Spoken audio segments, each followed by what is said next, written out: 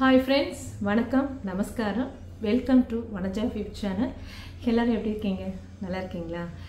வழக்கமாக ஒரு வாரமாக கிளைமேட் ரொம்ப சூப்பராக இருக்குது. But at the same time எல்லாருக்குமே ஃபீவர் கோல்டுன்னு அஃபெக்ட் ஆகிட்டுருக்காங்க. ஸோ ப்ளீஸ் எல்லாருமே ப்ரிகாஷன் எடுத்துக்கோங்க, குழந்தைங்களை பத்திரமா பார்த்துக்கோங்க. இன்றைக்கி நான் ஒரு சூப்பரான ஒரு டிஷ், அது இன்ஸ்டன்ட் டிஷ் இப்படின்றதுக்குள்ளே நம்ம ஒரு ஃபுல் மீல் நம்ம செஞ்சிடலாம். அது என்னென்னு நான் உங்களுக்காக நான் சொல்கிறேன். போன தடவை எனக்கு நிறைய பேர் என்னுடைய வெஜ் வீட் பிரெட் ஆம்லேட்டுக்கு நல்ல ரிவ்யூ கொடுத்துருந்தீங்க. என்னுடைய யூடியூப் சேனலில் பார்த்து ரிவ்யூ பண்ணவங்களுக்கும் சரி, அப்புறம் என்னுடைய நெய்பர்ஸோ என்னுடைய ஃப்ரெண்ட்ஸ் எல்லாருமே அதுக்கான ரிவ்யூ கொடுத்துருந்தாங்க. எல்லாருக்குமே என்னை இவ்வளோ தூரம் மோட்டிவேட் பண்ண எல்லாருக்குமே ரொம்ப ரொம்ப ரொம்ப நன்றி. அண்ட் இன்றைக்கி நான் சொன்ன அந்த இன்ஸ்டன்ட் டிஷ்ஷுக்கான இன்க்ரீடியன்ட்ஸ் என்னென்னு பார்க்கலாமா? உங்கள் எல்லாரையுமே எனக்கு பிடிச்சமான என்னோடய ஃபேவரட்டான பிளேஸ், என்னோடய கிச்சனுக்கு உங்கள் எல்லாரையுமே வரவேற்கிறேன்.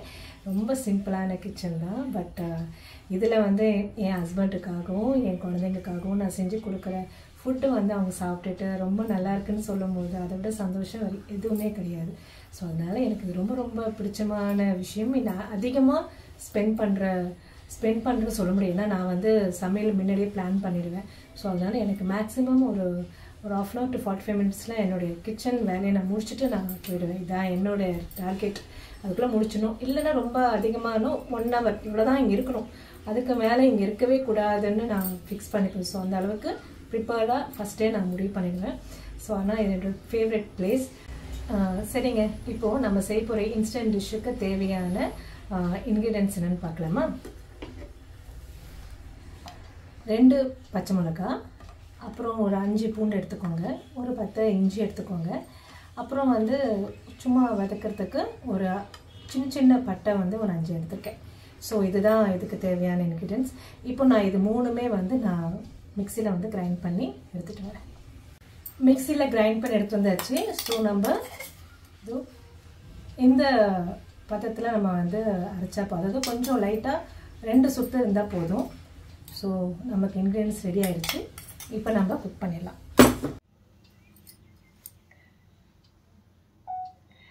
இப்போது நான் பேன் வச்சாச்சு. ஸோ இப்போ நம்ம கொஞ்சோண்டு எண்ணெய் இது போட்டுக்கலாம். கொஞ்சம் சூடாகட்டும். இப்போது எண்ணெய் கொஞ்சம் போட்டுக்கலாம்.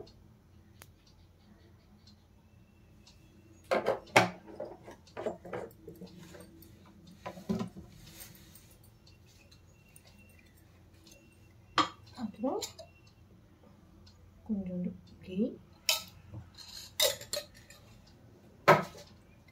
இப்போ நம்ம எடுத்து வச்சிருந்த அந்த 4 பட்டை இருக்கு இல்லையா, அதை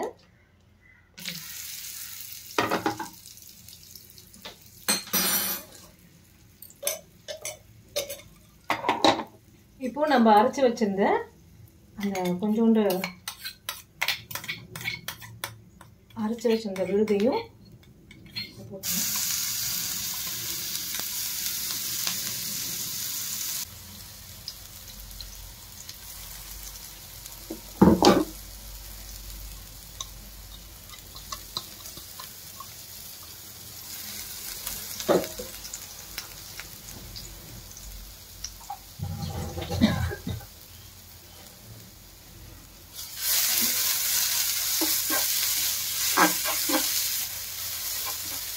இந்த பச்சை வாசனை போகிற வரைக்கும் நீங்கள் கொஞ்சம் வச்சுக்கோங்க.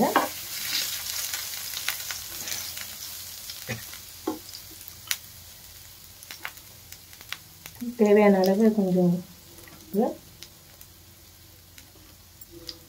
இந்த சாதத்தில் போடுறதுனால கொஞ்சம் எக்ஸ்ட்ரா தான்.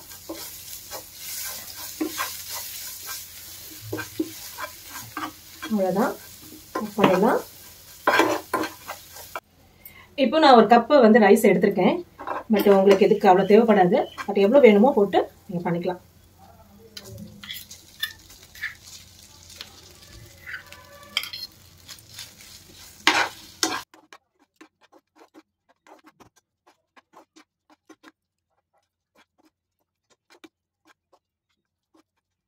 இந்த இன்ஸ்டன்ட் டிஷ்ஷுக்கு சைட் டிஷ்ஷாக ஆனியன் ரைத்தா இல்லைன்னா குக்கும்பர் ரைத்தா இதனால செஞ்சுக்கலாம். நான் இப்போ அதை தான் செய்ய போகிறேன். அண்ட் நான் மார்னிங் பசங்களுக்காக பொட்டேட்டோ ஃப்ரை பண்ணியிருந்தேன். அதுவுமே இதுக்கு பெஸ்ட் காம்பினேஷனாக இருக்கும்.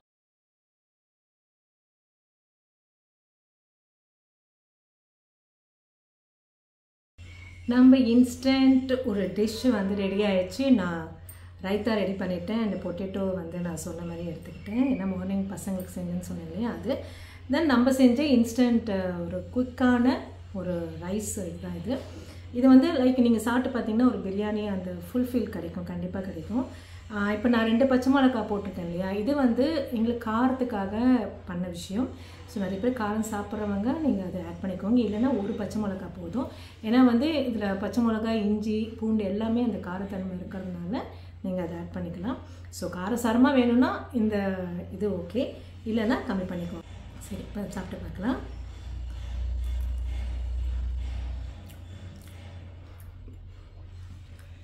சூப்பராக இருக்குங்க. கூட ரைத்தா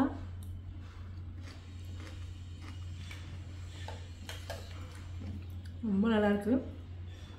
என்னோடய லஞ்சு இதுதான். இப்போது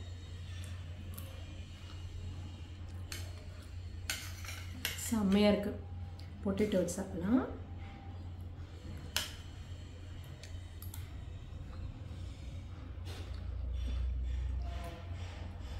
சூப்பர், ரொம்ப நல்லா இருக்குங்க.